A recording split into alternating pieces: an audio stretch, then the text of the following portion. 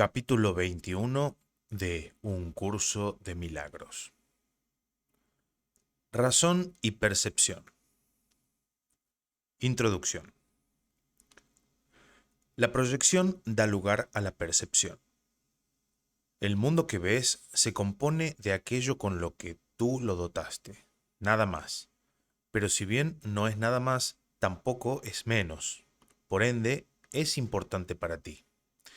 Es el testimonio de tu estado mental, la imagen externa de una condición interna. Tal como el hombre piense, así percibirá. No trates, por lo tanto, de cambiar el mundo, sino elige más bien cambiar de parecer acerca de él. La percepción es el resultado, no una causa. Por eso es por lo que el concepto de grados de dificultad en los milagros no tiene sentido. Todo lo que se contempla a través de la visión es sano y santo. Nada que se perciba sin ella tiene significado. Y donde no hay significado, hay caos. La condenación es un juicio que emites acerca de ti mismo, y eso es lo que proyectas sobre el mundo. Si lo ves como algo condenado, lo único que verás es lo que tú has hecho para herir al Hijo de Dios. Si contemplas desastres y catástrofes, es que has tratado de crucificarlo. Si ves santidad y esperanza, es que te has unido a la voluntad de Dios para liberarlo. Estas son las únicas alternativas que tienes ante ti, y lo que veas dará testimonio de tu elección y te permitirá reconocer cuál de ellas elegiste. El mundo que ves es tan solo, perdón, el mundo que ves tan solo te muestra cuánta dicha te has permitido ver en ti y aceptar como tuya. Y si ese es su significado, el poder de dar dicha tiene entonces que encontrarse en ti. Parte 1. La canción olvidada. No te olvides nunca de que el mundo que ven los ciegos tiene que ser imaginario, pues desconocen el verdadero aspecto del mundo. Tienen que inferir lo que se puede ver basándose en datos que son siempre indirectos y reformular sus deducciones según tropiezan y se caen debido a lo que no reconocieron, o bien pasar sin sufrir daño a través de puertas abiertas que ellos creían cerradas. Y lo mismo ocurre contigo. Tú no ves. Las indicaciones en las que te basas para llegar a tus conclusiones son erróneas, y por eso tropiezas y te caes encima de las piedras que no viste, sin darte cuenta de que puedes atravesar las puertas que, aunque creías que estaban cerradas, se encuentran abiertas para los ojos que no ven, esperando a darte la bienvenida. Qué descabellado es tratar de juzgar aquello que simplemente se podría ver. No es necesario imaginar qué aspecto debe tener el mundo. Antes de que lo puedas reconocer como lo que es, tienes que verlo. Se te puede mostrar qué puertas están abiertas para que así puedas ver dónde radica la seguridad, qué camino conduce a las tinieblas y cuál a la luz. Los juicios siempre te darán indicaciones falsas, pero la visión te muestra por dónde ir. ¿Por qué tratar de adivinarlo? No hay que sufrir para aprender. Las lecciones benévolas se asimilan con júbilo y se recuerdan felizmente. Deseas aprender lo que te hace feliz y no olvidarte de ello. No es esto lo que niegas. Lo que te preguntas es si los medios a través de los cuales se aprende este curso conducen a la felicidad que promete o no. Si creyese que sí, no tendrías dificultad alguna para aprender el curso. Todavía no eres un estudiante feliz porque aún no estás seguro de que la visión pueda aportarte más de lo que los juicios te ofrecen, y has aprendido que no puedes tener ambas cosas. Los ciegos se acostumbran a su mundo adoptándose a él. Creen saber cómo desenvolverse en él. Han aprendido a hacerlo, pero no a través de lecciones gozosas, sino a través de la dura necesidad impuesta por las limitaciones que no creían poder superar.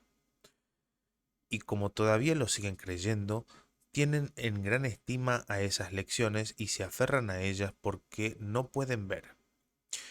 No entienden que son las lecciones en sí las que los mantienen ciegos. Eso no lo creen. Y así conservan el mundo que aprendieron a ver en su imaginación, creyendo que solo pueden elegir entre eso o nada.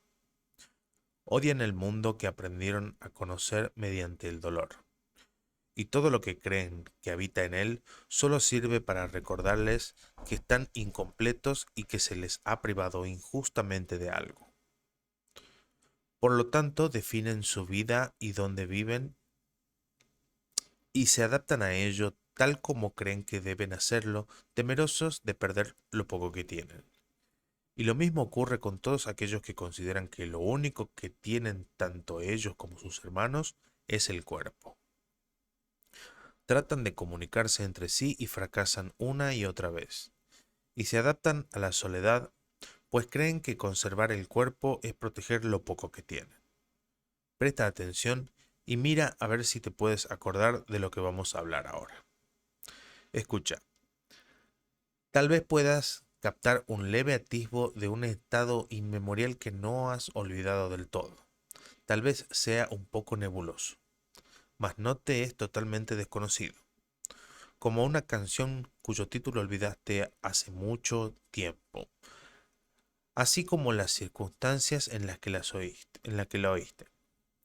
No puedes acordarte de toda la canción, sino solo de algunas notas de la melodía, y no puedes asociarla con ninguna persona o lugar ni con nada en particular. Pero esas pocas notas te bastan para recordar cuál bella era la canción, cuán maravilloso el paraje donde la escuchaste y cuánto amor sentiste por los que allí estaban escuchándola contigo. Las notas no son nada. Sin embargo, las has conservado no por ellas mismas, sino como el dulce recordatorio de lo que te haría llorar si recordases cuán querido era para ti. Podrías acordarte, pero tienes miedo, pues cree que perderías el mundo que desde entonces has aprendido a conocer. Sin embargo, sabes que nada en este mundo es ni la sombra de aquello que tanto amaste. Escucha y mira a ver si te acuerdas de una canción muy vieja que sabías hace mucho tiempo y que te era más preciada que cualquier otra melodía que te hayas enseñado a ti mismo desde entonces. Más allá del cuerpo, del sol y las estrellas, más allá de todo lo que ves, y sin embargo, en cierta forma familiar para ti, hay un arco de luz dorada que al contemplarlo se extiende hasta volverse un círculo enorme y luminoso. El círculo se llama de luz, el círculo se llena de luz ante tus ojos. Sus bordes desaparecen y lo único que había dentro deja de estar contenido. La luz se expande y envuelve todo, extendiéndose hasta el infinito y brillando eternamente sin interrupciones ni límites de ninguna clase. Dentro de ella todo está unido en una continuidad perfecta. Es imposible imaginar que pueda haber algo que no esté dentro de ella, pues no hay lugar del que esta luz esté ausente. Esta es la visión del Hijo de Dios, a quien conoces bien. He aquí lo que ve el que conoce a su Padre. He aquí el recuerdo de lo que eres, una parte de ello que contiene todo ello dentro de sí, y que está tan inequívocamente unida a todo como todo está unido en ti. Acepta la visión que te puede mostrar esto y no el cuerpo. Te sabes esa vieja canción y te la sabes muy bien. Nada te será jamás tan querido como este himno inmemorial de amor que el Hijo de Dios todavía le canta a su Padre. Y ahora los ciegos pueden ver, pues esa misma canción que entonan en honor a en honor de su creador los alaba a ellos también. La ceguera que inventaron no podrá resistir el vibrante recuerdo de esta canción, y contemplarán la visión del Hijo de Dios al recordar quién es aquel al que cantan. ¿Qué es un milagro sino este recordar? ¿Y hay alguien quien no se encuentre en esta memoria? La luz en uno despierta la luz en los demás, y cuando la ves en tu hermano, la recuerdas por todos. Parte 2. Somos responsables de lo que vemos. Hemos repetido cuán poco se te pide para que aprendas este curso. Es la misma pequeña dosis de buena voluntad que necesitas para que toda tu relación se transforme en dicha. O el pequeño regalo que le ofreces al Espíritu Santo a cambio del cual Él te da todo, lo poco sobre lo que se basa la salvación, el pequeño cambio de mentalidad por el que la crucifixión se transforma en resurrección. Y puesto que es cierto, es tan simple que es imposible que no se entienda perfectamente.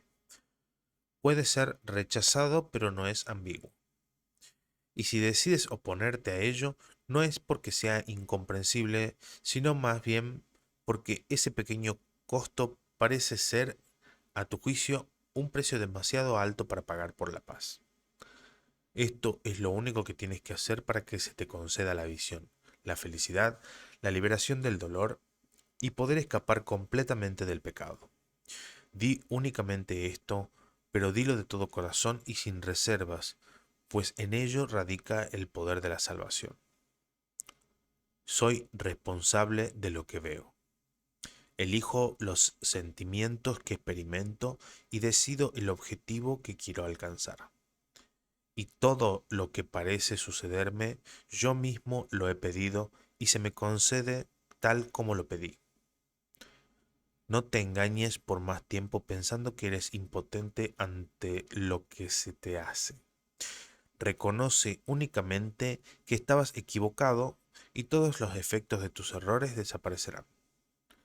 Es imposible que el Hijo de Dios pueda ser controlado por sucesos externos a él.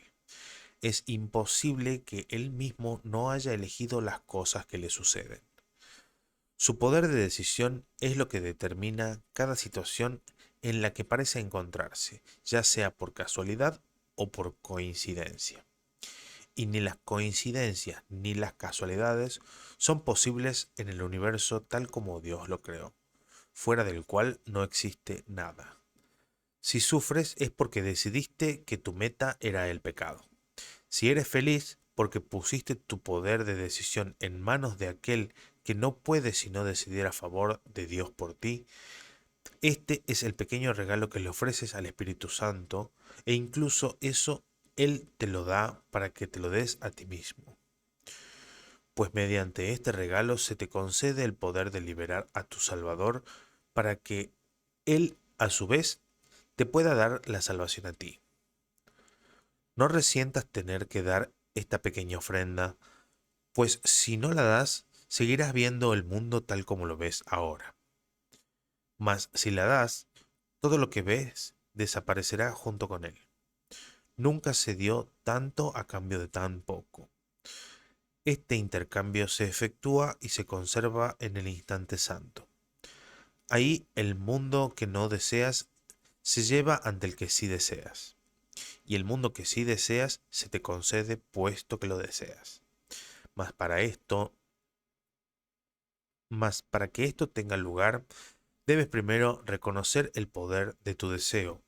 Tienes que aceptar su fuerza, no su debilidad. Tienes que percibir que lo que es tan poderoso como para construir todo un mundo puede también abandonarlo y puede asimismo aceptar corrección si está dispuesto a reconocer que estaba equivocado. El mundo que ves no es sino el testigo fútil de que tenías razón. Es un testigo demente. Le enseñaste cuál tenía que ser su testimonio y cuando te lo repitió, lo escuchaste y te convenciste a ti mismo de lo que decía haber visto era verdad. Has sido tú quien se ha causado todo esto a sí mismo. Solo con que comprendieras esto, comprenderías también cuán circular es el razonamiento en que se basa tu visión. Eso no fue algo que se te dio. Ese fue el regalo que tú te hiciste a ti mismo y que le hiciste a tu hermano. Accede entonces a que se le quite y a que sea reemplazado por la verdad. Y a medida que observes el cambio que tiene lugar en él, se te concederá poder verlo en ti mismo. Tal vez no veas la necesidad de hacer esta pequeña ofrenda. Si ese es el caso, examina más detenidamente lo que dicha ofrenda representa, y no veas en ella otra cosa que el absoluto intercambio de la separación por la salvación. El ego no es más que la idea de que es posible que al Hijo de Dios le puedan suceder cosas en contra de su voluntad y por ende en contra de la voluntad de su Creador, la cual no puede estar separada de la suya. Con esta idea fue con lo que el Hijo de Dios reemplazó su voluntad, en rebelión de mente contra lo que no puede ser sino eterno. Dicha idea es la declaración de que él puede privar a Dios de su poder y quedarse con él para sí mismo, privándose de este modo de lo que Dios dispuso para él. Y es esta descabellada idea la que has encontrado en tus altares y a la que rindes culto. Y todo lo que supone una amenaza para ella parece atacar tu fe, pues en ella es donde la has depositado. No pienses no pienses que te falta fe, pues tu creencia y confianza en dicha idea son ciertamente firmes. El Espíritu Santo puede hacer que tengas fe en la santidad y darte visión para que la puedas ver fácilmente. Mas no has dejado libre y despejado el altar donde a estos dones le corresponde estar, y donde ellos debieran estar has colocado tus ídolos, los cuales has consagrado a otra cosa, a esa otra voluntad que parece decirte lo que ha de ocurrir, le confieres realidad. Por lo tanto, aquello que te demostraría lo contrario no puede por menos que parecerte irreal. Lo único que se te pide es que le hagas sitio a la verdad. No se te pide que inventes o que hagas algo que está más allá de tu entendimiento. Lo único que se te pide es que dejes entrar a la verdad, que ceses de interferir en lo que ha de acontecer de por sí y que reconozcas nuevamente la presencia de lo que creíste haber desechado. Accede, aunque solo sea por un instante, a dejar tus altares libres de lo que habías depositado en ellos y no podrás sino ver lo que realmente se encuentra allí. El instante santo no es un instante de creación, sino de reconocimiento, pues el reconocimiento procede de la visión y de la suspensión de todo juicio. Solo entonces es posible mirar dentro de uno mismo y ver lo que no puede sino estar allí claramente a la vista y completamente independiente de cualquier interferencia o juicio, de cualquier inferencia o juicio. Deshacer no es tu función, pero sí depende de ti el que des o no la bienvenida. La fe y el deseo van de la mano, pues todo el mundo cree en lo que desea. Ya hemos dicho que hacerse ilusiones es la manera en que el ego lidia con lo que desea para tratar de convertirlo en realidad. No hay mejor demostración del poder del deseo y por ende de la fe para hacer que sus objetivos parezcan reales y posibles. La fe en lo irreal conduce a que se tengan que hacer ajustes en la realidad para que se amolde al objetivo de la locura. El objetivo del pecado induce a la percepción de un mundo temible para justificar su propósito. Verás aquello que desees ver. Y si la realidad de lo que ves es falsa, lo defenderás no dándote cuenta de todos los ajustes que has tenido que hacer para que sea como la ves. Cuando se niega a la visión, la confusión entre causa y efecto es inevitable. El propósito ahora es mantener la causa oculta del efecto y hacer que el efecto parezca ser la causa. Esta aparente autonomía del efecto permite que se le considere algo independiente, capaz de ser la causa de los sucesos y sentimientos que su hacedor cree que el efecto suscita. Anteriormente hablamos de tu deseo de crear tu propio creador y de ser su padre y no su hijo. Este es el mismo deseo. El hijo es el efecto que quiere negar su causa. Y así, él parece ser la causa y producir efectos reales. Pero lo cierto es que no puede haber efectos sin causa. Y confundir ambas cosas es simplemente no entender ninguna de las dos. Es tan esencial que reconozca que tú has fabricado el mundo que ves, como que reconozcas que tú no te creaste a ti mismo, pues se trata del mismo error. Nada que tu creador no haya creado puede ejercer influencia alguna sobre ti. Y si crees que lo que hiciste puede dictar lo que debes ver y sentir, y tienes fe en que puedes hacerlo, estás negando a tu creador y creyendo que tú te hiciste a ti mismo. Pues si crees que el mundo que construiste tiene el poder de hacer de ti lo que se le antoje, estás confundiendo padre e hijo, fuente y efecto. Las creaciones del hijo son semejantes a las de su padre, mas al crearlas, el hijo no se engaña a sí mismo pensando que él es independiente de su fuente. Su unión con ella es la fuente de su capacidad para crear. Aparte de esto, no tiene poder para crear, y lo que hace no tiene ningún significado. No altera nada en la creación. Depende enteramente de la locura de su hacedor y ni siquiera podría servir para justificarla. Tu hermano cree que él fabricó el mundo junto contigo. De este modo niega la creación y cree, al igual que tú, que el mundo que fabricó lo engendró a él. De este modo niega haberlo fabricado.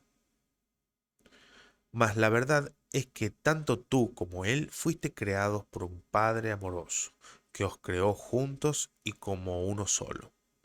Ve lo que prueba lo contrario y estarás negando toda tu realidad.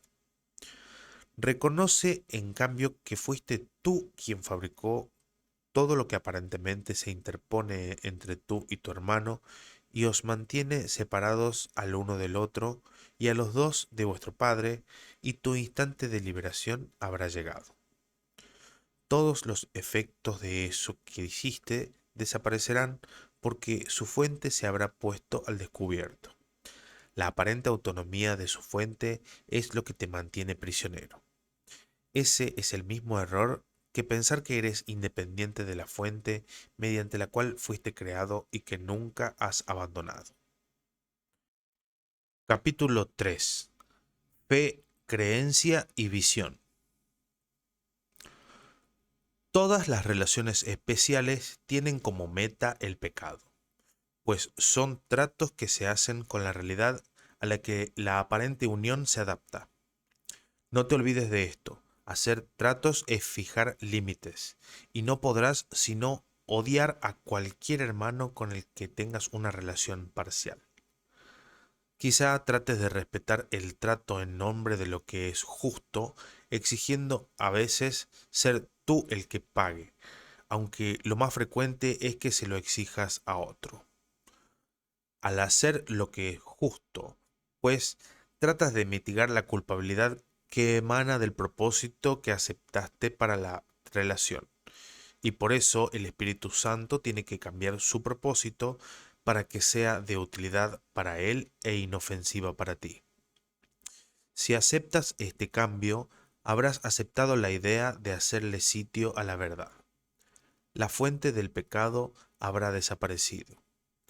Tal vez te imagines que todavía experimentas sus efectos, pero el pecado ha dejado de ser tu propósito y ya no lo deseas más. Nadie permite que su propósito sea reemplazado mientras todavía lo siga deseando, pues nada se quiere y se protege más que un objetivo que la mente haya aceptado. Lo perseguirá sombría o felizmente, pero siempre con fe y con la perseverancia que la fe inevitablemente trae consigo. El poder de la fe jamás se puede reconocer si se deposita en el pecado, pero siempre se reconoce si se deposita en el amor. ¿Por qué te resulta tan extraño que la fe pueda mover montañas? En realidad, esa es una hazaña insignificante para el semejante poder, pues la fe puede mantener al Hijo de Dios encadenado mientras Él crea que lo está. Mas cuando se libere de las cadenas, será simplemente porque habrá dejado de creer en ellas, al retirar su fe de la idea de que lo podían aprisionar y depositarla en cambio en su libertad. Es imposible tener fe en dos orientaciones opuestas. La fe que depositas en el pecado se la quitas a la santidad, y lo que le ofreces a la santidad se lo has quitado al pecado. La fe, la creencia y la visión son los medios por los que se alcanza el objetivo de la santidad. A través de ellos, el Espíritu Santo te conduce al mundo real, alejándote de todas las ilusiones en las que habías depositado tu fe. Este es su rumbo, el único que Él ve. Y cuando te desvías, Él te recuerda que no hay ningún otro. Su fe, su creencia y su visión son para ti. Y cuando las hayas aceptado completamente en lugar de las tuyas, ya no tendrás necesidad de ellas. Pues la fe, la creencia y la visión únicamente tienen sentido antes de que se alcance la certeza. En el cielo son desconocidas. El cielo, no obstante, se alcanza a través de ellas. No es posible que al Hijo de Dios le falte fe, pero sí puede elegir dónde desea depositarla. La falta de fe no es realmente falta de fe, sino fe que se ha depositado en lo que no es nada. La fe que se deposita en las ilusiones no carece de poder, pues debido a ello el Hijo de Dios cree ser impotente. De manera que no tiene fe en sí mismo, pero sí una gran fe en las ilusiones que abriga acerca de sí mismo. Pues tú inventaste la fe, la percepción y la creencia a fin de perder la certeza y encontrar el pecado. Este rumbo de mente fue tu propia elección, y al depositar tu fe en lo que habías elegido, fabricaste lo que deseabas. El Espíritu Santo puede valerse de todos los medios que has empleado para ir en pos del pecado, pero tal vez como Él se vale de ellos, te alejan del pecado porque su propósito apunta en dirección contraria. Él ve los medios que empleas, pero no el propósito para el que los inventaste.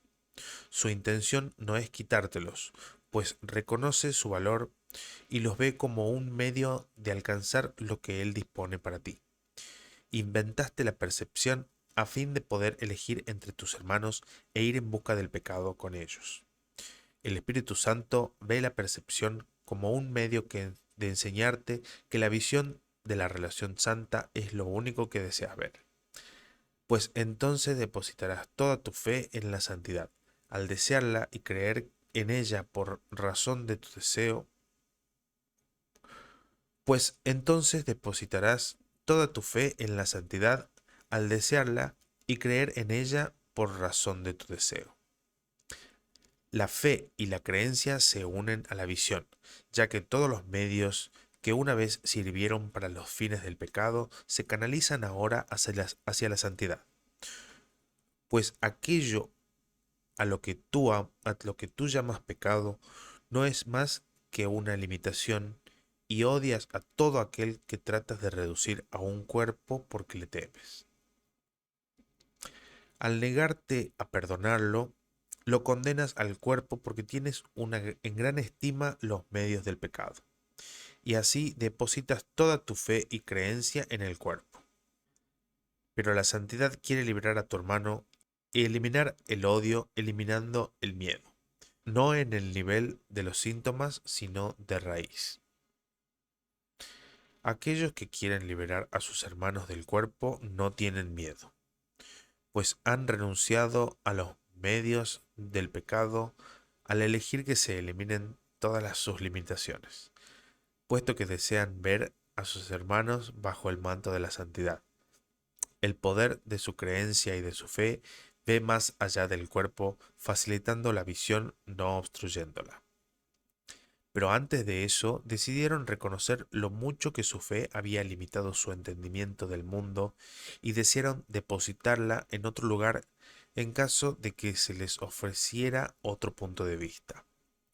Los milagros que siguen a esa decisión nacen también de la fe, pues a todos aquellos que eligen apartar su mirada del pecado, se les concede la visión y se les conduce a la santidad. Aquellos que creen en el pecado deben pensar que el Espíritu Santo exige sacrificios, pues creen que esa es la manera de alcanzar su objetivo. Hermano, el Espíritu Santo sabe que el sacrificio no aporta nada. Él no hace tratos, y si intentas imponerle límites, lo odiarás porque tendrás miedo de él. El regalo que Él te ha hecho es mucho más valioso que cualquier otra cosa a este lado del cielo. El momento en que esto ha de reconocerse está por llegar. Une tu conciencia a lo que ya está unido. La fe que depositas en tu hermano puede lograrlo, pues aquel que ama el mundo lo está viendo por ti, sin ninguna mancha de pecado sobre él y envuelto en una inocencia tal que contemplarlo es contemplar la belleza del cielo. Tu fe en el sacrificio ha hecho que éste tenga gran poder ante tus ojos, salvo que no te das cuenta de que no puedes ver debido a él, pues solo se le puede exigir sacrificio al cuerpo, y solo otro cuerpo podría exigirlo. La mente de por sí no podría ni exigirlo ni recibirlo. El cuerpo tampoco. La intención está en la mente, que trata de valerse del cuerpo para poner en práctica los medios del pecado en los que ella cree. Y así los que valoran el pecado no pueden sino creer que la mente y el cuerpo están unidos. Y de este modo el sacrificio es invariablemente un medio para imponer límites y por consiguiente para odiar. ¿Crees acaso que el Espíritu Santo le preocupa eso?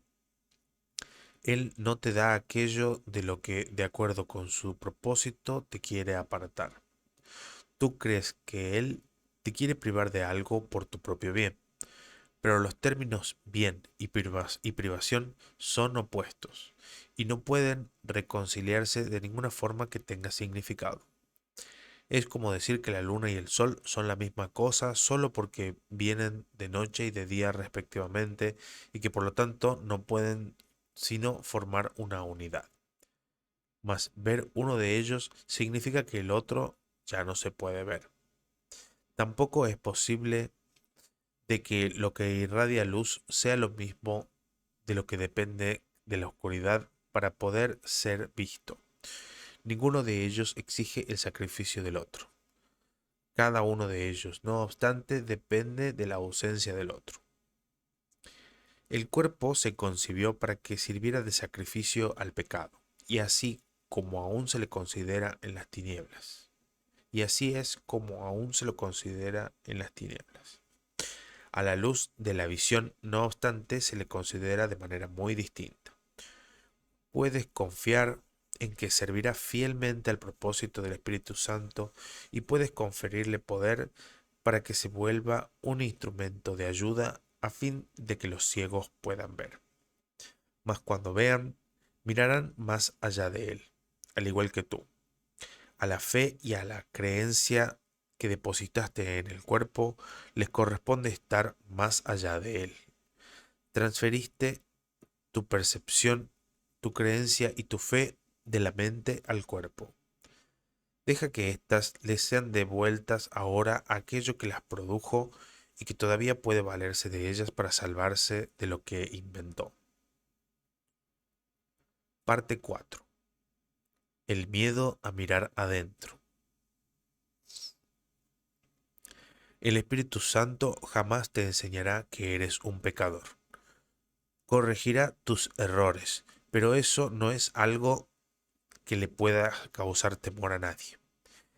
Tienes un gran temor a mirar en tu interior y ver el pecado que crees que se encuentra allí.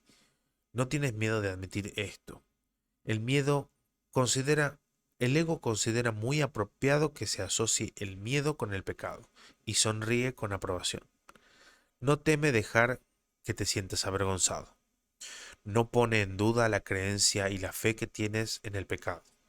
Sus templos no se tambalean por razón de ello. Tu certeza de que dentro de ti anida el pecado no hace sino dar fe de tu deseo de que esté allí para que se pueda ver.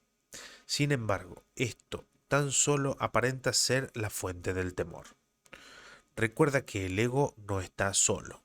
Su dominio está circunscrito y teme a su enemigo desconocido, a quien ni siquiera puede ver. Te pide imperiosamente que no mires dentro de ti, pues si lo haces, tus ojos se posarán sobre el pecado y Dios te cegará. Esto es lo que crees, por lo tanto no miras. Mas no es este el temor secreto del ego, ni tampoco el tuyo que eres su siervo. El ego, vociferando destempladamente y demasiado a menudo, profiere a los gritos que lo es, pues bajo ese constante griterío y esas declaraciones disparatadas, el ego no tiene ninguna certeza de lo que sea. Tras tu temor de mirar en tu interior por razón del pecado, se oculta todavía otro temor y uno que hace temblar al ego. ¿Qué pasarías si miraras a tu interior y no vieras ningún pecado? Esta temible pregunta es una que el ego nunca plantea. Y tú que la haces ahora estás amenazando demasiado seriamente todo su sistema defensivo como para que él se moleste en seguir pretendiendo que es tu amigo. Aquellos que se han unido a sus hermanos han abandonado la creencia de que su identidad reside en el ego. Una relación santa es aquella en la que te unes con todo lo que en verdad forma parte de ti. Tu creencia en el pecado ha sido quebrantada y ya no estás totalmente reacio a mirar dentro de ti y no ver pecado alguno.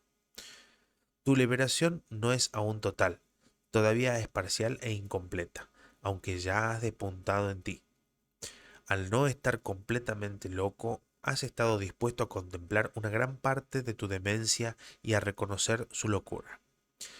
Tu fe está comenzando a interiorizarse más allá de la demencia hacia la razón. Y lo que tu razón te dice ahora, el ego no lo quiere oír. El propósito del Espíritu Santo fue aceptado por aquella parte de tu mente que el ego no conoce y que tú tampoco conocías. Sin embargo, esta parte con la que ahora te identificas no teme mirarse a sí misma. No conoce el pecado. ¿De qué otra forma, si no, habría estado dispuesta a considerar el propósito del Espíritu Santo como el suyo propio? Esta parte ha visto a tu hermano y lo ha reconocido perfectamente desde los orígenes del tiempo, y no ha deseado más que unirse a él y ser libre nuevamente, como una vez lo fue. Ha estado esperando el nacimiento de la libertad, la aceptación de la liberación que te espera. Y ahora reconoces que no fue el ego el que se unió al propósito del Espíritu Santo, y por lo tanto que tuvo que haber sido otra cosa. No creas que esto es una locura, pues es lo que te dice la razón y se deduce perfectamente de lo que ya has aprendido. En las enseñanzas del Espíritu Santo no hay inconsistencias. Este es el razonamiento de los cuerdos. Has percibido la locura del ego y no te ha dado miedo porque elegiste no compartirla, pero aún te engaña a veces. No obstante, en tus momentos más lúcidos, sus desvaríos no producen ningún terror en tu corazón, pues te has dado cuenta de que no quieres los regalos que el ego te quitaría de rabia por tu presuntuoso deseo de querer mirar dentro de ti. Y todavía quedan algunas cuantas baratijas que parecen titilar y atraer tu atención. No obstante, ya no venderías el cielo por ellas. Y ahora el ego tiene miedo. Mas lo que él oye aterrorizado, la otra parte de tu mente lo oye como la más dulce melodía. El canto que añoraba oír desde que el ego se presentó en tu mente por primera vez. La debilidad del ego es su fortaleza. El himno de la libertad que canta en alabanza de otro mundo le brinda esperanzas de paz, pues recuerda al cielo y ve ahora que el cielo por fin ha descendido a la tierra, de donde el dominio del ego lo había mantenido alejado por tanto tiempo. El cielo ha llegado porque encontró un hogar en tu relación en la tierra, y la tierra no puede retener por más tiempo lo que se ha dado al cielo como suyo propio.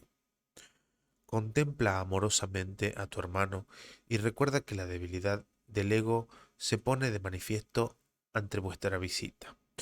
Lo que el ego pretendía mantener separado se ha encontrado y se ha unido ahora y ahora contempla al ego sin temor. Criatura inocente de todo pecado, sigue el camino de la certeza jubilosamente.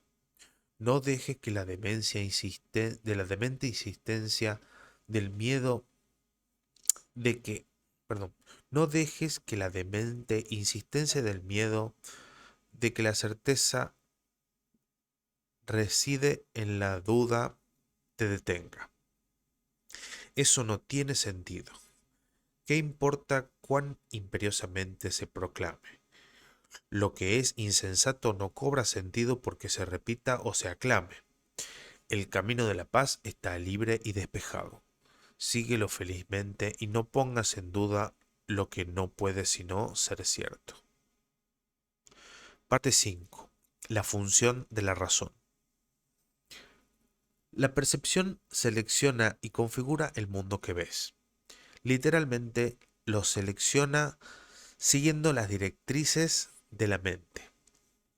Las leyes del tamaño, de la forma y de la luminosidad tendrían validez quizás si otras cosas fuesen iguales, pero no lo son, pues es mucho más probable que halles lo que buscas que lo que prefieres pasar por alto. La apacible y quebrada voz que habla en favor de Dios no se ve ahogada por los estridentes gritos e insensatos ataques de furia con lo que el ego acosa a aquellos que desean escucharla. La percepción es una elección, no un hecho. Pero de esta elección depende mucho más de lo que te has dado cuenta hasta ahora, pues tu creencia acerca de quién eres depende enteramente de la voz que elijas escuchar y de los panoramas que elijas ver. La percepción da testimonio únicamente de esto y nunca de la realidad. Puede mostrarte, no obstante, bajo qué condiciones es posible tener conciencia de la realidad o aquellas en las que nunca sería posible. La realidad no necesita tu cooperación para ser lo que es, pero tu conciencia de ella necesita tu ayuda, ya que tener esa conciencia es algo que tú eliges. Si le prestas oídos a los dictados del ego y ves lo que él te indica ver, no podrás sino considerarte a ti mismo insignificante, vulnerable y temeroso. Experimentarás depresión, una sensación de no valer nada, así como sentimientos de inestabilidad e irrealidad. Creerás que eres la desvalida víctima de fuerzas que están más allá de tu control y que son mucho más poderosas que tú. Y creerás que el mundo que fabricaste rige su destino, pues tendrás fe en eso. Pero no creas que el tener tu fe puesta en eso hace que sea real. Hay otra visión y otra voz en la que reside tu libertad que solo están a la espera de tu decisión. Y si depositas tu fe en ella, recibirás otro ser en ti. Este otro ser considera que los milagros son algo natural, pues son tan simples y naturales para él como respirar lo es para el cuerpo. Constituyen la respuesta obvia a las peticiones de ayuda, que es la única razón, que es la única que él ofrece. Los milagros le parecen antinaturales al ego porque no entiende por qué es posible que mentes separadas puedan influenciarse unas a otras. Y si estuvieran separadas, ciertamente no podrían hacerlo. Pero las mentes no pueden estar separadas. Este otro ser es perfectamente consciente de esto. Y así reconoce que los milagros no afectan la mente de otro, sino la suya propia. Los milagros siempre cambian tu mente, pues no hay ninguna otra. No te das cuenta de hasta qué punto la idea de separación ha interferido en el ejercicio de la razón. La razón mora en el otro ser que has excluido de tu conciencia. Y nada de lo que has permitido que permanezca en ella es capaz de razonar. ¿Cómo va a ser posible que aquel segmento de la mente que está desprovisto de razón pueda entender lo que es la razón y comprender la información que éste le podría suministrar? De ese segmento pueden surgir todo tipo de preguntas, pero dado que la pregunta básica solo puede proceder de la razón, él jamás la podrá plantear. Al igual que todo lo que procede de la razón, la pregunta básica es simple y obvia, si bien aún no se ha planteado. Mas no creas que la razón no la podría contestar. El plan de Dios para tu salvación no se habría podido establecer sin tu voluntad y consentimiento. Tuvo que haber sido aceptado por el Hijo de Dios, pues todo lo que Dios dispone para él no puede sino aceptarlo. Y Dios no dispone y Dios no dispone nada sin su Hijo, ni su voluntad depende del tiempo para consumarse. Por lo tanto, lo que se unió a la voluntad de Dios tiene que encontrarse en ti ahora, puesto que es eterno. Tienes que haber reservado un lugar en el que el Espíritu Santo puede morar y donde ya se encuentra. Tiene que haber estado ahí desde que surgió la necesidad de él, la cual quedó satisfecha en ese mismo instante. Eso es lo que tu razón te diría si escuchases. Mas es claro que ese no es el razonamiento del ego. El hecho de que la naturaleza de tu razón le sea ajena al ego es prueba de que no hallarás la respuesta en él. No obstante, si esto es así, dicha respuesta tiene que existir. Y si existe para ti y su propósito es tu libertad, debes ser libre de encontrarla. El plan de Dios es muy simple. Nunca es indirecto ni se derrota a sí mismo. Dios no tiene otros pensamientos, excepto lo que extiende su ser. Y en esto tu voluntad tiene que estar incluida. Así pues, debe haber una parte de ti que conoce su voluntad y la comparte. No tiene sentido preguntar si lo que tiene que ser como es, lo es. Pero sí tiene sentido preguntar por qué no eres consciente de lo que no puede ser como es. Pues debe haber una respuesta para ello si al plan de Dios para tu salvación no le falta nada. Y no puede faltarle nada porque su fuente no conoce la incompleción. ¿Y dónde podría encontrarse la respuesta si no en la fuente? ¿Y dónde estás tú, sino allí donde se encuentra esa misma respuesta? Tu identidad, que es un efecto tan verdadero de esa fuente como lo es la respuesta, tiene por lo tanto que estar unida a ella y ser lo mismo que ella. Por supuesto que sabes esto, y mucho más que esto. Pero cualquier parte del conocimiento supone una amenaza tan seria para la disociación como todo el conocimiento en sí, y dispondrás de todo el conocimiento con cualquier parte de él. He aquí la parte que tú puedes aceptar. Puedes ver lo que la razón te señala porque los testigos a su favor son inequívocos. Solo aquellos que son completamente dementes podrían hacer caso omiso de ellos, y tú ya has dejado atrás esa etapa. La razón es un medio que sirve para los fines del Espíritu Santo por derecho propio. No se puede reinterpretar ni recanalizar para que se ajuste a la meta del pecado, tal como se hace con otros medios. Pues la razón está más allá del alcance de los medios del ego. La fe, la percepción y la creencia pueden estar mal ubicadas y servir de apoyo tanto para las necesidades del gran embaucador como para las de la verdad. Pero la razón no tiene cabida en la locura ni se puede adaptar a sus fines en modo alguno. La fe y la creencia están firmemente arraigadas en la locura y conducen la percepción hacia aquello que le permite, perdón, hacia aquello que la mente ha considerado valioso. Pero la razón no participa en eso en lo absoluto, pues si se aplicase la razón, la percepción cesaría inmediatamente. La razón no forma parte de la demencia, pues ésta depende enteramente de la ausencia de aquella.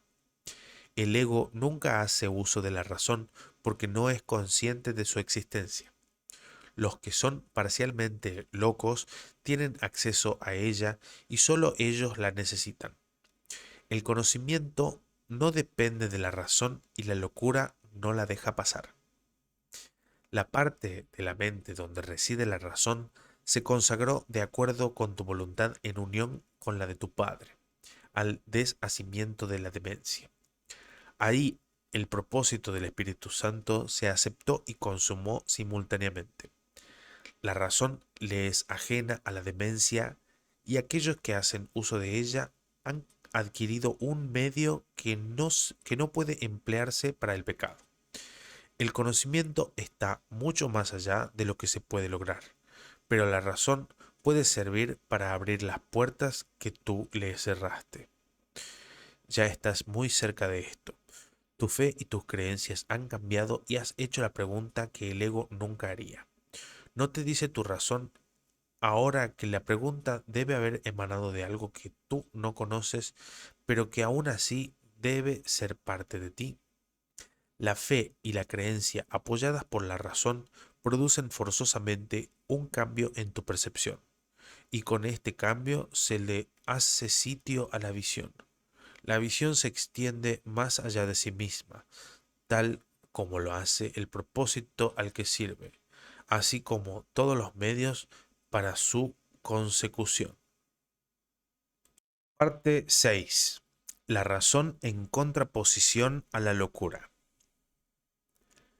La razón no puede ver pecados, pero puede ver errores y propicia su corrección. No les otorga valor, pero sí otorga valor a su corrección. La razón te diría también que cuando crees estar pecando, estás de hecho pidiendo ayuda. No obstante, si no aceptas la ayuda que estás pidiendo, tampoco creerás que puedes darla.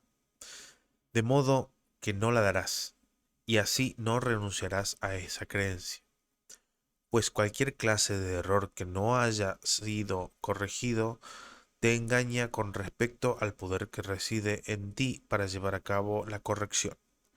Si dicho poder puede llevar a cabo la corrección y tú no se lo permites, te estás negando la corrección a ti mismo, así como a tu hermano. Y si él comparte contigo esta misma creencia, ambos creeréis estar condenados. Puedes evitarle esto a él y evitártelo a ti, pues la razón no facilitaría la corrección únicamente en ti. No puedes aceptar o rechazar la corrección sin incluir a tu hermano. El pecado mantendría que sí puedes, mas la razón te dice que no puedes considerar a tu hermano o considerarte a ti mismo como un pecador y seguir percibiendo a él o percibiéndote a ti como inocente. ¿Quién que se considere a sí mismo culpable podría ver un mundo libre de pecado? ¿Y quién puede ver un mundo pecaminoso y considerarse al mismo tiempo ajeno a este mundo?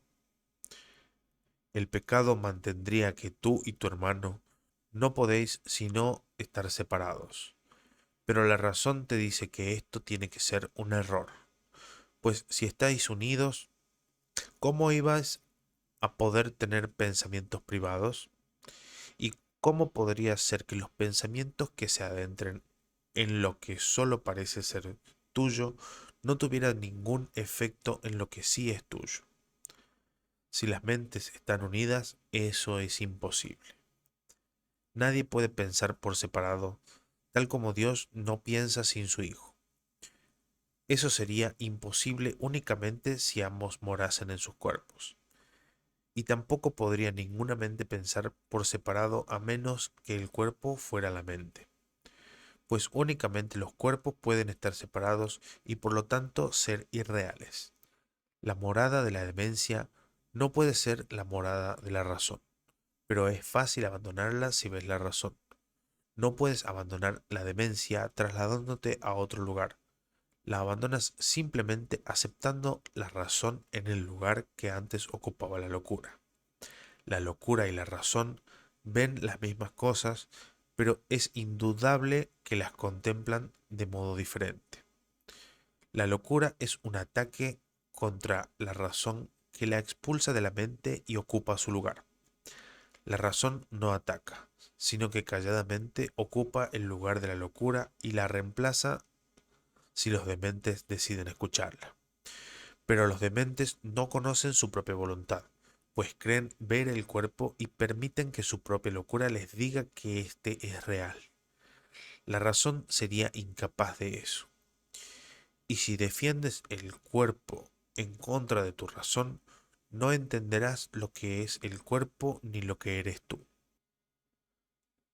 El cuerpo no te separa de tu hermano, y si crees que lo hace, estás loco. Pero la locura tiene un propósito y cree también disponer de los medios que lo pueden convertir en realidad. Ver el cuerpo como una barrera que separa a aquellos de la razón, que la razón te dice que no puede sino estar unido. Solo puede ser una locura. Y no lo podrías ver de ese modo si escuchases la voz de la razón. ¿Qué puede haber que se interponga entre lo que es un continuo? Y si nada se interpone, ¿cómo se podría excluir de otras partes lo que pasa a formar parte de cualquiera de ellas? Esto es lo que la razón te diría. Mas piensa en lo que tendrías que admitir si esto fuese así. Si eliges el pecado en vez de la curación, estarás condenando al Hijo de Dios a algo que jamás puede ser corregido. Le dices con tu elección que está condenando separado de ti y de su Padre para siempre y sin ninguna esperanza de poder jamás retornar. Eso es lo que le enseñas y aprenderás de él exactamente lo que le enseñes. Pues lo único que le puedes enseñar es que él es como tú quieres que sea. Y lo que eliges que él sea es lo mismo que eliges para ti. Mas no pienses que esto es temible. Que estás unido a él es un hecho, no una interpretación. ¿Cómo puede un hecho ser temible a menos que esté en desacuerdo con lo que tienes en más estima que a la verdad? La razón te diría que ese hecho es tu liberación. Ni tu hermano ni tú podéis ser atacados por separado. Ni tampoco puede ninguno de vosotros aceptar un milagro sin que el otro no sea igualmente bendecido por él y curado del dolor. La razón, al igual que el amor, desea tranquilizarte y no es su intención infundirte temor. El poder de curar al Hijo de Dios se te concede porque Él no puede sino ser uno contigo. Tú eres responsable de cómo Él se ve a sí mismo. Y la razón te dice que se te ha concedido poder de transformar su mente por completo, la cual es una contigo, en solo un instante. Y cualquier instante sirve para llevar a cabo una completa corrección de todos sus errores y restituirle su plenitud. El instante en que elijas ser curado, en ese mismo instante se verá que Él se ha salvado completamente junto contigo. Se te ha dado la razón para que entiendas que esto es así, pues la razón, que es tan benévola como la finalidad para la que se emplea, te aleja constantemente de la locura y te conduce hacia el objetivo de la verdad. Y ahí te desharás de la carga que supone negar la verdad. Y esa es la carga que es terrible, no la verdad. En el hecho de que tú y tu hermano estáis unidos reside vuestra salvación. El regalo del cielo no es del miedo. ¿Consideras acaso que el cielo es una carga para ti? En la locura lo es. Sin embargo, lo que la locura ve tiene que ser disipado por la razón. La razón te asegura que el cielo es lo que quieres y lo único que quieres. Escucha a aquel que te habla con raciocinio y que pone tu razón en armonía con la suya. Resuélvete a dejar que la razón sea el medio por el que él te indique cómo dejar atrás la demencia. No te ocultes tras la demencia para escapar de la razón. Lo que la locura encubriría, el Espíritu Santo lo pone al descubierto para que todo el mundo lo contemple con júbilo. Tú eres el salvador de tu hermano, él es el tuyo. A la razón le es muy grato hablar de esto. El amor le infundió amor a este plan benevolente. Y lo que el amor planea es semejante a sí mismo en esto, al estar unido a ti.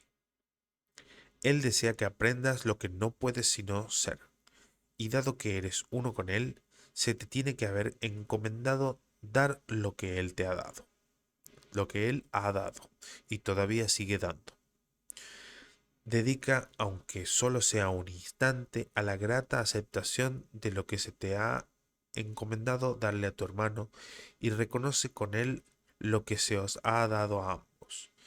Dar no es más bendito que recibir, pero tampoco es menos. Al Hijo de Dios se le bendice siempre cual uno solo, y a medida que su gratitud llega hasta ti, que le bendijiste, la razón te dirá que es imposible que tú estés excluido de la bendición. La gratitud que Él te ofrece te recuerda las gracias que tu Padre te da por haberlo completado a Él. Y la razón te dice que sólo así puedes entender lo que tú no puedes sino ser. Tu Padre está tan cerca de ti como tu hermano. Sin embargo, ¿qué podría estar más cerca de ti que tu propio ser? El poder que ejerces sobre el Hijo de Dios no supone una amenaza para su realidad. Por el contrario, solo da testimonio de ella. Y si Él ya es libre, ¿de dónde podría radicar su libertad sino en Él mismo? ¿Y quién podría encadenarle sino Él a sí mismo cuando se niega la libertad? De Dios nadie se burla, ni tampoco puede su Hijo ser aprisionado salvo por su propio deseo. Y por su propio deseo es también como se libera. En eso radica su fuerza, no su debilidad.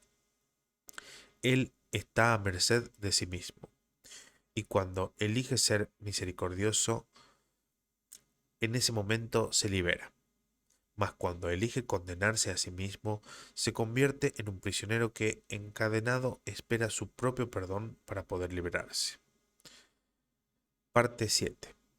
La última pregunta que queda por contestar. Parte 7. La última pregunta que queda por contestar. ¿No te das cuenta de que todo tu sufrimiento procede de la extraña creencia de que eres impotente? Ser impotente es el precio del pecado. La impotencia es la condición que impone el pecado, el requisito que exige para que se pueda creer en él. Solo los impotentes podrían creer en el pecado. La enormidad no tiene atractivo excepto para los insignificantes. Y solo los que primero creen ser insignificantes podrían sentirse atraídos por ella. Traicionar al Hijo de Dios es la defensa de los que no se identifican con él. Y tú o estás de su parte o en contra de él. O lo amas o lo atacas. O proteges su santidad o lo consideras fragmentado y destruido como consecuencia de tu ataque. Nadie cree que el Hijo de Dios sea impotente. Y aquellos que se ven a sí mismos como impotente deben creer que no son el Hijo de Dios. ¿Qué podrían ser entonces si no su enemigo? ¿Y qué podrían hacer sino envidiarle su poder y como consecuencia de su envidia volverse temerosos de dicho poder? Estos son los siniestros, los silenciosos y atemorizados, los que se encuentran solos e incomunicados, y los que, temerosos de que el poder del Hijo de Dios los aniquile de un golpe, levantan su impotencia contra él. Se unen al ejército de los impotentes para liberar su guerra de venganza, amargura y rencor contra él, a fin de que se vuelva uno con ellos. Y puesto que no saben que son uno con él, no saben a quién odian. Son en verdad un ejército deplorable, cada uno de ellos tan capaz de atacar a su hermano o volverse contra sí mismo como de recordar que una vez todos creyeron tener una causa común. Los siniestros dan la impresión de estar frenéticos y ser vociferantes y fuertes, mas no saben quién es su enemigo, sino solo que lo odian. El odio los ha congregado, pero ellos no se han unido entre sí, pues si lo hubieran hecho no serían capaces de abrigar odio. El ejército, el ejército de los impotentes se desbanda en presencia de la fortaleza. Los que son fuertes son incapaces de traicionar porque no tienen necesidad de tener sueños de poder ni de exorcizarlos. ¿De qué manera puede actuar un ejército en sueños? De cualquier manera. Podría vérsele atacando a cualquiera con cualquier cosa. Los sueños son completamente irracionables. En ellos una flor se puede convertir en una lanza envenenada, un niño en un gigante y un ratón rugir como un león. Y con la misma facilidad el amor puede trocarse en odio. Esto no es un ejército, sino una casa de locos. Lo que parece ser un ataque concertado no es más que un pandemonio. El ejército de los impotentes es en verdad débil. No tiene armas ni enemigo. Puede ciertamente invadir el mundo y buscar un enemigo, pero jamás podrá encontrar lo que no existe. Puede ciertamente soñar que encontró un enemigo, pero éste cambia incluso mientras lo está atacando, de modo que corre de inmediato a buscar otro y nunca consigue cantar victoria. Y a medida que corre se vuelve contra sí mismo, pensando que tuvo un pequeño atisbo del gran enemigo que siempre elude su ataque asesino, convirtiéndose en alguna otra cosa. Cuán traicionero parece ser este enemigo, que cambia tanto que ni siquiera es posible reconocerlo. El odio, no obstante, tiene que tener un blanco. No se puede tener fe en el pecado sin un enemigo. ¿Quién que sea en el pecado podría atreverse a creer que no tiene enemigos? ¿Podría admitir que nadie lo ha hecho sentirse impotente? La razón seguramente le diría que dejar de buscar lo que no se puede encontrar, perdón, el odio, no obstante, tiene que tener un blanco. No se puede tener fe en el pecado sin un enemigo. ¿Quién que crea en el pecado podría atreverse a creer que no tiene enemigos? ¿Podría admitir que nadie lo ha hecho sentirse impotente? La razón seguramente le diría que dejara de buscar lo que no se puede encontrar.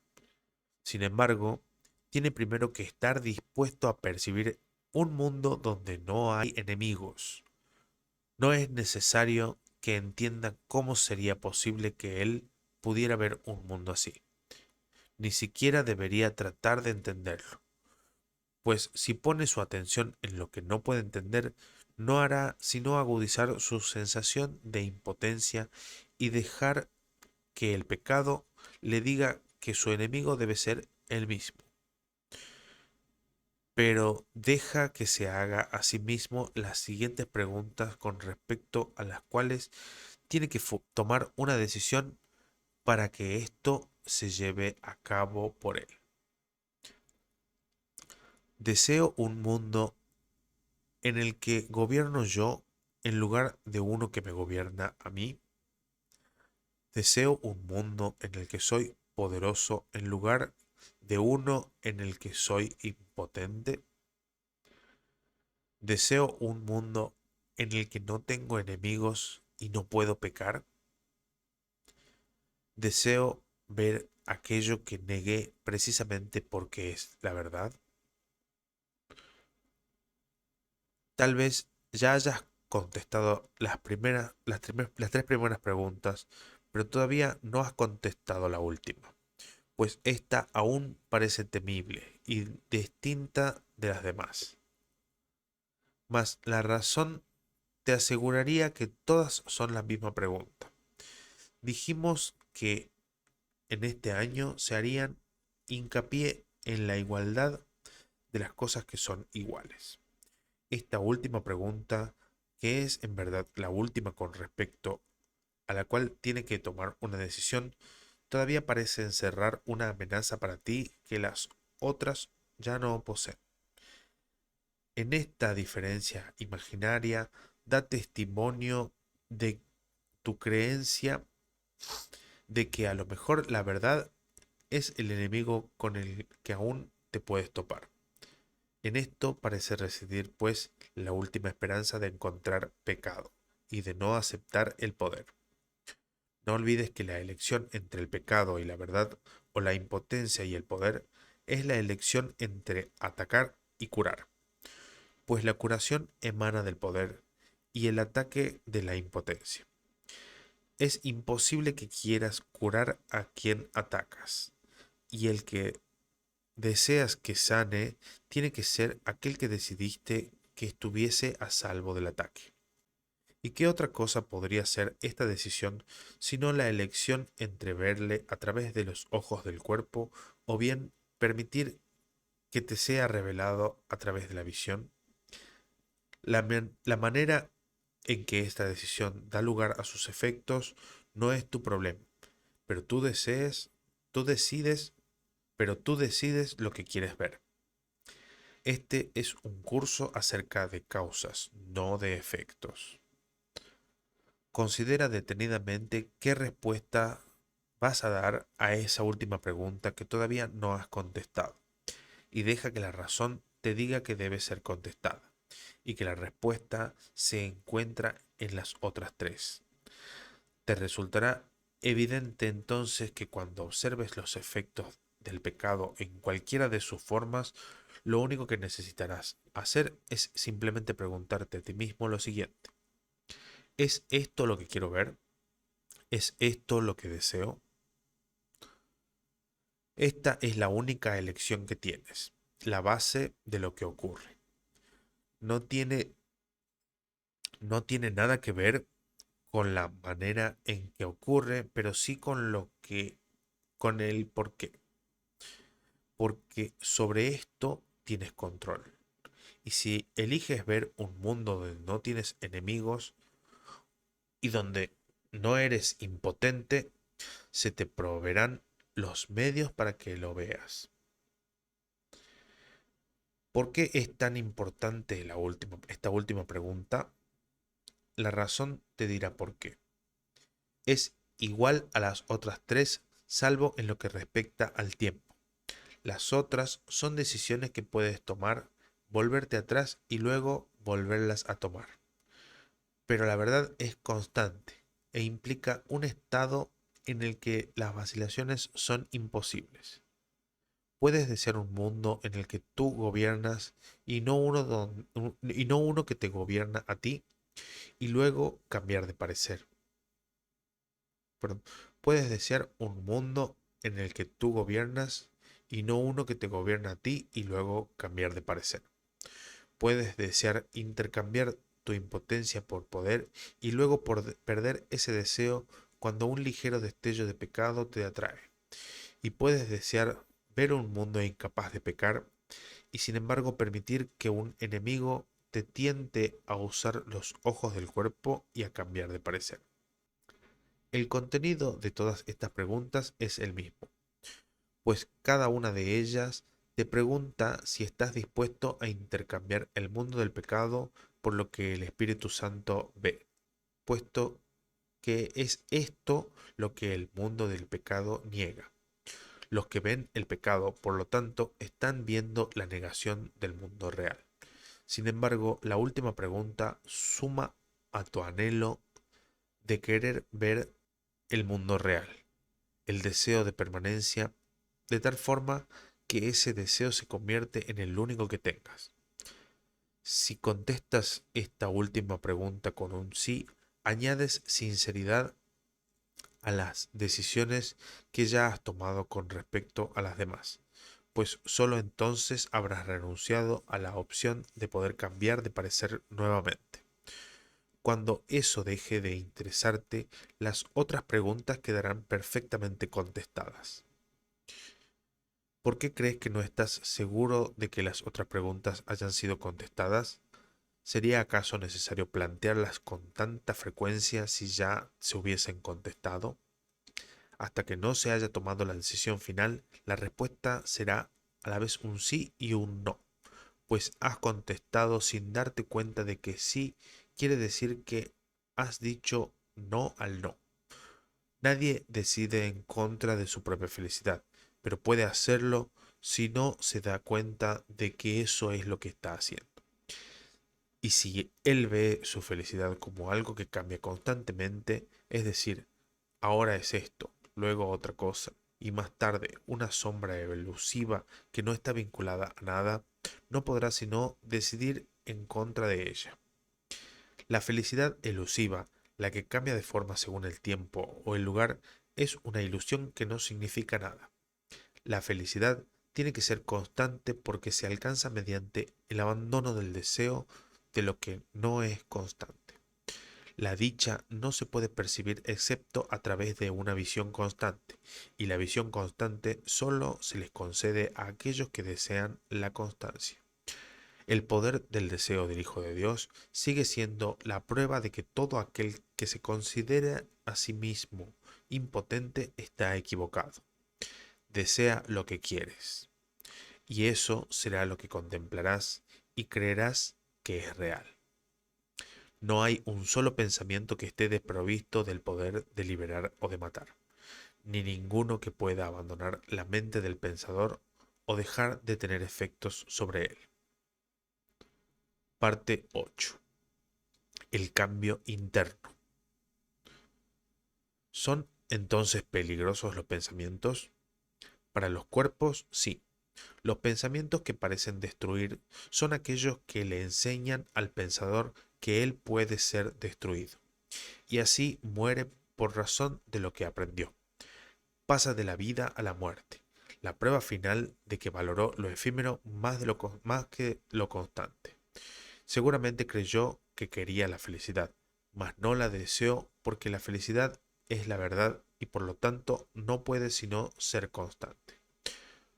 Una dicha constante es una condición completamente ajena a tu entendimiento. Sin embargo, si pudieras imaginar cómo sería, la desearías aunque no la entendieses. En esa condición de constante dicha no hay excepciones ni cambios de ninguna clase. Es tan inquebrantable como lo es el amor de Dios por su creación. Al estar tan segura de su visión como su creador lo está de lo que él sabe, la felicidad contempla todo y ve que todo es uno. No ve lo efímero, pues desea que todo sea como ella misma, y así lo ve. Nada tiene el poder de alterar su constancia, porque su propio deseo no puede ser conmovido. Les llega a aquellos que comprenden que la última pregunta es necesaria para que las demás puedan queden contestadas. Del mismo modo en que la paz no puede sino llegarles a quienes eligen curar y no juzgar. La razón te dirá que no puedes pedir felicidad de una manera inconsistente, pues si lo de que deseas se te concede y la felicidad es constante, entonces no necesitas pedirle más que una sola vez para gozar de ella eternamente. Y si siendo lo que es, no gozas de ella siempre, es que no la pediste, pues nadie deja de pedir lo que desea a lo que cree que tiene la capacidad de concedérselo. Tal vez esté equivocado con respecto a lo que pide, dónde lo pide y a qué se lo pide. No obstante, pedirá porque desear algo es una solicitud, una petición hecha por alguien a quien Dios mismo nunca dejaría de responder. Dios ya le ha dado todo lo que él realmente quiere.